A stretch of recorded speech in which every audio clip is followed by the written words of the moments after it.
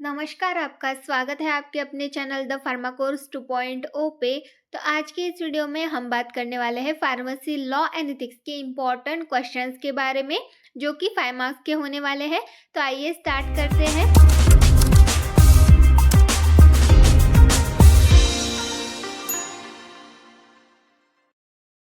आपका सबसे पहला क्वेश्चन है, explain the ethics for pharmacist in relation to his job. तो फार्मासिस्ट के उसके जॉब के रिलेशन में जो भी एथिक्स होते हैं वो यहाँ पर आपको एक्सप्लेन करने हैं।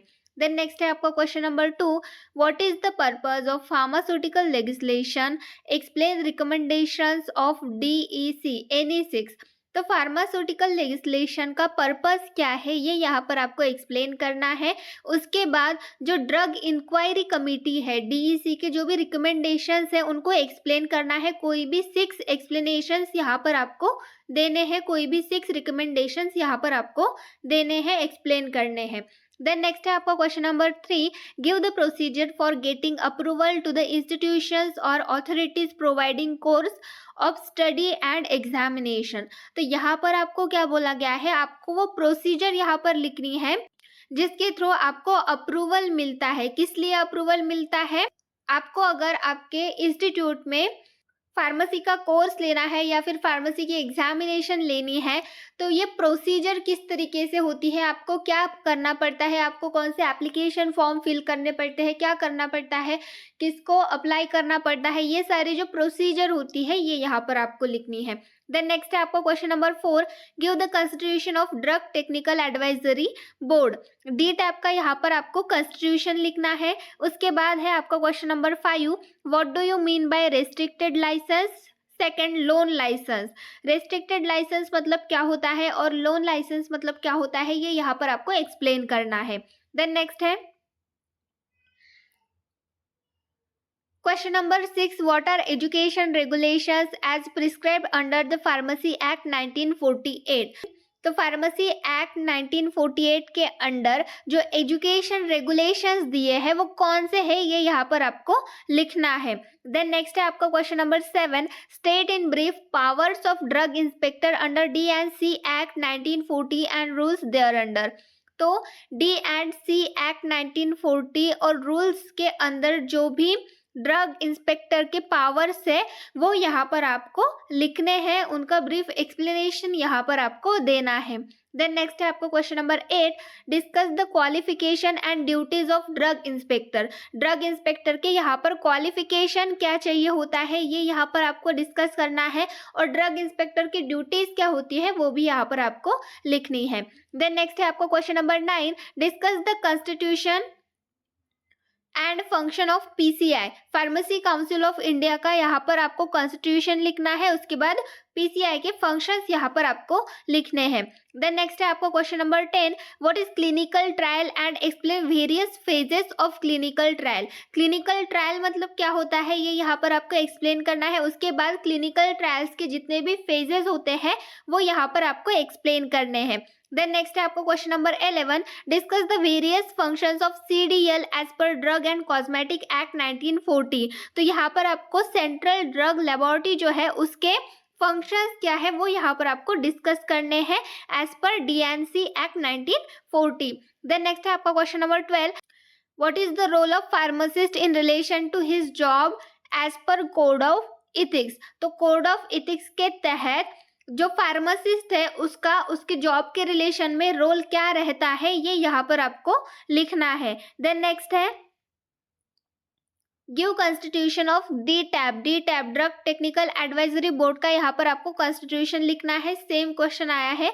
देन नेक्स्ट है आपको question number 14, discuss the objective DPCO and the retail price of drug is calculated. तो यहाँ पर आपको क्या लिखना है, जो DPCO है ड्रग प्राइस कंट्रोल ऑर्डर, इसके जो ऑब्जेक्टिव्स है वो यहाँ पर आपको डिस्कस करने हैं। साथ में जो रिटेल प्राइस है, ड्रग की रिटेल प्राइस कैलकुलेट किस तरीके से की जाती है, कौन सा फॉर्मूला यूज किया जाता है वो यहाँ पर आपको डिस्कस करना है। देन नेक्स्ट है आपको question number 15, give the procedure for preparing first register and what qualification required for the entry for first register as per pharmacy act 1940। तो यहाँ पर आपको सबसे पहले फर्स्ट रजिस्टर को प्रिपेयर करने की प्रोसीजर लिखनी है। उसके बाद फर्स्ट रजिस्टर में अपने नाम की एंट्री करने के लिए क्या क्वालिफिकेशन रिक्वायर्ड होता है वो यहाँ पर आपको लिखना है। देन नेक्स्ट है आपका question number 16, right the qualification of drug inspector and give the procedure of drug inspector in taking samples. तो यहाँ पर आपको ड्रग इंस्पेक्टर के क्वालिफिकेशंस क्या होते हैं वो लिखने हैं। उसके बाद ड्रग इंस्पेक्टर जो सैंपल्स लेता है उसकी प्रोसीजर क्या है। ड्रग इंस्पेक्टर जब सैंपल्स लेता है ड्रग्स के तो उसकी प्रोसीजर क्या होती है ये यहाँ पर आपको लिखना है। देन नेक्स्ट है आपका question number 17, define the term under DNC act 1940। यहाँ पर हमें कुछ टर्म्स दिए गए हैं। कौन से टर्म्स है? सबसे पहला है adulterated drugs and second one is the misbranded drug. तो इनके डेफिनेशंस यहाँ पर आपको लिखने हैं। देन नेक्स्ट है आपका question number 18, give the functions of CDL as per DNC act 1940।